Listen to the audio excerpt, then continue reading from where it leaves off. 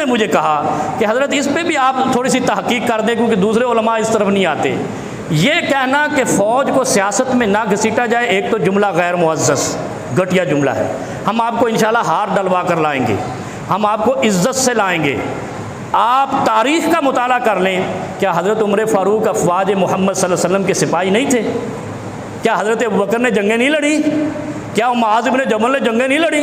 क्या उबादा इब्न सामत ने जंगें नहीं लड़ी? वो साद बिन अबी वक़ास कितने बड़े जर्नैल थे, सारे जर्नैल जितने खुलफा हैं। अली मुर्तज़ा जंगों में नहीं गए, और मरहब का कला कमा इसी ने किया, खैबर इसने लिया। ये क्या जर्नैल नहीं थे?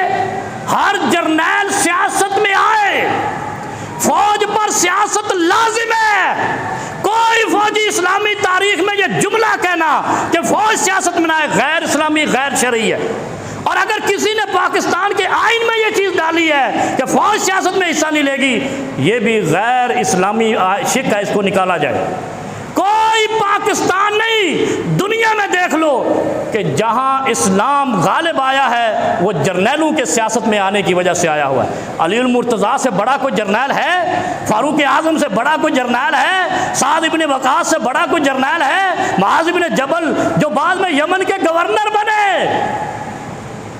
उबैदा इब्न जर्राह शाम के गवर्नर बने, साद बिन अबी वक़ास इराक के गवर्नर बने, उमर फ़ारूक मुसलमानों के खलीफतुल मुस्लिमीन बने, अबू बकर सिद्दीक ये जंगे बदर के सिपाही हैं।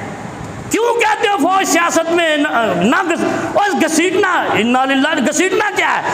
हम आपको मुल्क हवाले किया है, आपने मुल्क बचाना भी है, इसकी सलामती के भी जिम्मेदार हैं, इसकी माईशत के भी जिम्मेदार हैं, ये मिल्लत पाकिस्तान के भी जिम्मेदार हैं, और उम्मत मोहम्मद के भी। आप उमर जर्रार के लश्कर के सिपाही हैं, क्योंकि फ़ौज की बाकायदा तश्कील और पुलिस की बाकायदा तश्कील हज़रत उमर फ़ारूक के दौर में हुई। पहले वैसे सारे सहाबा जर्नैल थे, लेकिन हज़रत उमर फ़ारूक ने बाकायदा फ़ौज तश्कील दी, इनके वज़ाइफ मुकर्रर किए, और उन्हीं में से जो जर्नैल थे बाद में जो इलाका फ़तह करते वहाँ पे गवर्नर लग जाते। ये जुमला गैर इस्लामी है।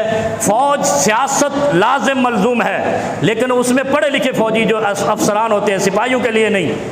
इसलिए है कि हज़रत अबू बकर सिद्दीक भी कमांडर थे, हज़रत उमर फ़ारूक भी कमांडर थे, उबैदा इब्न जर्राह भी कमांडर थे, अली मुर्तज़ा से बड़ा कोई कमांडर नहीं। हज़रत हुसैन का नाम ले लेकर लोग सीने छल्दी करते हैं, वो मुसलमानों के सिपा सालार थे। इमाम हुसैन रज़ियल्लाहु अन्हु, उनसे बड़ा कोई बहादुर आले रसूल में।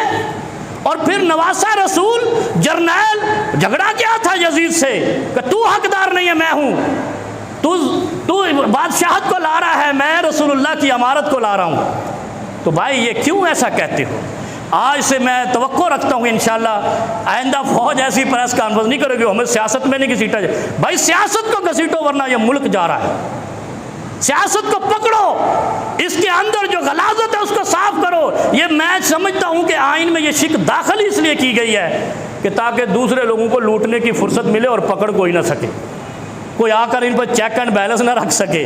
अगर फ़ौज का चेक एंड बैलेंस होगा तो इंशाअल्लाह ये इतनी करप्शन नहीं होगी कि कौम ठेले लगाने पे आ जाए और हुक्मरान लंदन और दुबई के महल्लात ख़रीद लें। इन्ना लिल्लाहि